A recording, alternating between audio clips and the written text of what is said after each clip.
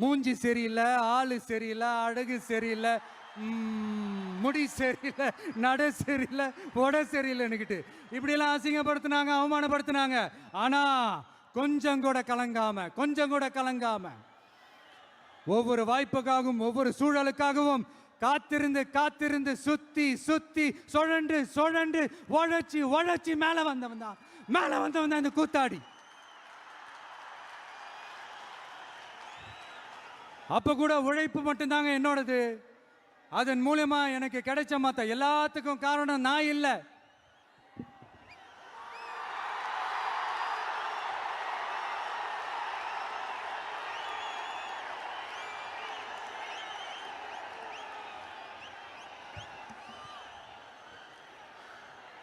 ஒவ்வொரு கட்டத்திலையும் ஒவ்வொரு மனுஷனுக்கு ஒரு டிரான்ஸ்ஃபர்மேஷன் ஒன்று வரும் பாருங்க. ஒரு சாதாரண இளைஞனா இருந்த ஒரு விஜய் நடிகனா மாறினா, அந்த நடிகன் வெற்றி பெற்ற நடிகனா மாறினா, அந்த வெற்றி பெற்ற நடிகன் ஒரு பொறுப்புள்ள மனுஷனா மாறினா, அந்த பொறுப்புள்ள மனுஷன் அதுக்கப்புறம் ஒரு பொறுப்பான தலைவனா இல்ல தொண்டனா மாறினா. இன்னைக்கு அந்த ஒரு பொறுப்புள்ள தொண்டனா இன்னைக்கு இருக்கிறவன் நாளைக்கு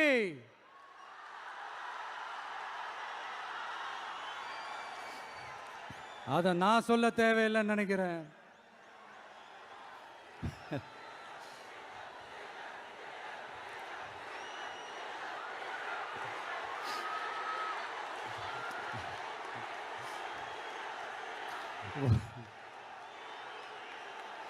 ஒவ்வொரு கட்டத்திலையும் ஒவ்வொரு மனுஷனுக்கு இந்த டிரான்ஸ்ஃபர்மேஷன்ல மாறினது என்னவோ நான் தாங்க.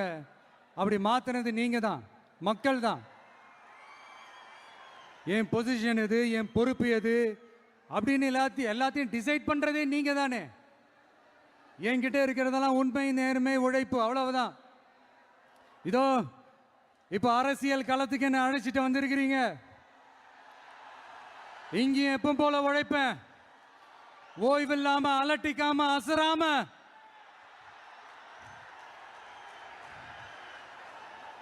அதுக்கான ரிசல்ட் எல்லாமே உங்க ஒவ்வொருத்தரோட கை விரல்லையும் இருக்கும் போது எனக்கு என்னங்க கவலை. எல்லாமே நல்லாவே ஒர்க் அவுட் ஆகும் பாருங்க. தேர்தல் அரசியல் ஜெயிச்சவங்க தோத்தவங்க அத்தனை பேர் பாடத்தையும் படிச்சுட்டு பல பேரோட உந்துதலை ஊக்கமாய் எடுத்துக்கிட்டு என்னோட கெரியரின் உச்சத்தை எப்படி என்னோட கெரியரின் உச்சத்தை உதறிட்டு அந்த ஊதியத்தை உதறிட்டு உங்க விஜயா உங்களை மட்டுமே நம்பி வந்திருக்கேன். நம்பி நடப்போம், நம்பிக்கையோட நடப்போம். தமிழக வெற்றி கழகம் தமிழ்நாட்டு அரசியலின் புதிய திசையாகும், புதிய விசையாகும் மாறி அத்தனை அரசியல் அழுக்குகளையும் அடித்து துவைத்து நீக்கும். அதை தீர்மானிக்கட்டும் எங்கள் போக்கும் உங்கள் வாக்கும்.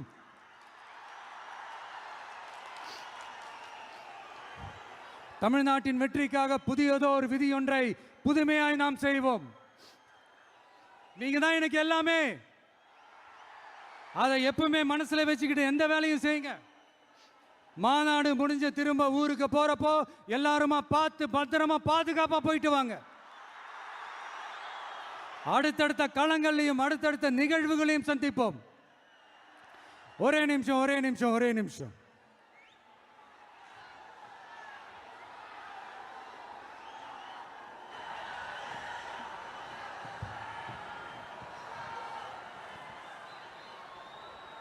நம்மளோட இந்த செயல் திட்டங்களை பற்றி உங்களுக்கு தெளிவாக புரிஞ்சிருக்கும். இருந்தாலும் அதில் இருக்கிற நம்ம மக்களுக்கு தேவையான முக்கியமான சில ஹைலைட்ஸை மட்டும் இங்கே சொல்லணும்னு ஆசைப்படுறோம். நாம் முக்கியமாக ரொம்ப கவனம் செலுத்த வேண்டியது பெண்களுக்கும் குழந்தைகளுக்கும் வயசான பெரியவங்களுக்குமான பாதுகாப்பில் தான். அதை உறுதி செய்யறதுக்குன்னே அதுக்குன்னு ஒரு தனித்துறையும் இலாக்காவும் ஏற்படுத்தணும். இன்னொரு முக்கியமான பாயிண்ட், ஏற்றத்தாழ்வு இல்லாத கல்வி, மருத்துவ வசதி, நல்ல குடிநீர் எல்லாத்தையும் எல்லாருக்கும் சமமாக கிடைக்க செய்யணும். அதுக்குன்னு தனி கவனம் செலுத்தி அதை அனைத்து மக்களோட அடிப்படை உரிமையாகவும் ஆக்கணும். அப்புறம் இந்த அரசியல் மற்றும் பொருளாதார சமநிலை சமூகம் உருவாக்கணும்னா ப்ரொபோர்ஷனல் ரெப்ரசன்டேஷன் முறையை அமல்படுத்தணும். அதுக்கு பல மாநிலங்களில் பல வருஷ கோரிக்கையாக இருக்கிற காஸ்ட் சென்சஸ் நடத்தணும். அப்போதான் எல்லாருக்கும் எல்லாம் சரியா சமமா கிடைக்கும். அதுதான் சரியான சமூக நீதிக்கான அணுகுமுறையாகவும் இருக்கும். அப்புறம் இன்னொரு முக்கியமான பாயிண்ட், இது ஒரு அரசியல் அணுகுண்டு. Yes, it's a political bomb. மக்களோட மக்களா நாம இனிமே களத்துல தொடர்ந்து நிக்க போறோம். அது மட்டும் இல்லாம தமிழ்நாட்டில் இருக்கிற ஒரு வீடு கூட விடாம ஒவ்வொரு வீட்லயும் உண்மையா உயிரா உணர்வா உறவா நாம இருக்கும். அதனால அவங்களோட ஆசீர்வாதத்தாலையும் அமோக ஆதரவாலையும் நம்மள சிங்கிள் மெஜாரிட்டியோட ஜெயிக்க வைப்பாங்கன்ற அசைக்க முடியாத நம்பிக்கை, ஆழமான நம்பிக்கை நமக்கு 100% இருக்கு. இருந்தாலும் அப்படி நாம் அந்த நிலையை நிறைவா அடைஞ்சாலும் நம்ம செயல்பாட்டை நம்பி நம்மளோட சில பேர் வரலாம் இல்லையா? அதுக்கான அரசியல் சூழல் உருவாகலாம் இல்லையா? அப்படி வர்றவங்களையும் நாம அன்போட அரவணைக்கணும் இல்லையா? நமக்கு எப்பவுமே நம்மளை நம்பி வர்றவங்கள அரவணைச்சுத்தானே பழக்கம்.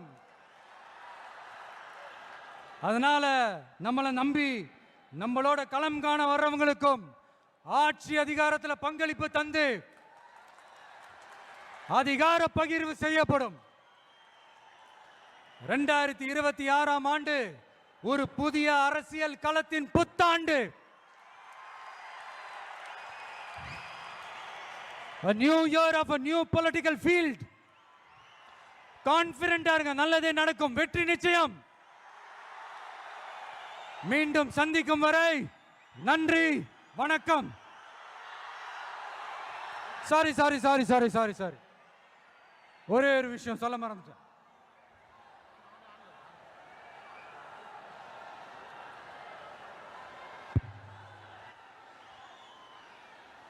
சாரி ஒரே ஒரு விஷயம் சொல்ல மறந்துட்டேன். என்னடா இந்த விஜய் யாரு பேரையும் நேரடியாவே சொல்ல மாட்டேன்றான், யாரு பேரையும் அழுத்தமாவே சொல்லவே மாட்டேன்றான். இவனுக்கு என்ன பயமா? அப்படி இப்படின்ட்டு ஒரு சில இந்த அரசியல் விஞ்ஞானிகள், இந்த நக்கல் நையாண்டிகள் இதெல்லாம் நடக்கும் இல்லையா? அவங்க எல்லாருக்குமே நான் சொல்லிக்கிறது என்னன்னா, இங்க சில பேரோட பேர்லாம் சொல்லாம விட்டதுக்கு காரணம் சொல்ல முடியாம அப்படின்றதெல்லாம் கிடையாது, சொல்ல தில் இல்லாம அப்படின்றதெல்லாம் கிடையாது. அதுக்கெல்லாம் ஒரே ஒரு காரணம் தான், இங்க யாரு பேரையும் சொல்லி தாக்கிறதுக்கெல்லாம் நாங்க இங்க வரல. இங்க தாக்கி பேசுறது, மரியாதை இல்லாம பேசுறது, தரை குறைவா தகாத வார்த்தைகள்லாம் யூஸ் பண்ணி அதுக்கெல்லாம் நாங்க இங்க வரவே இல்லை.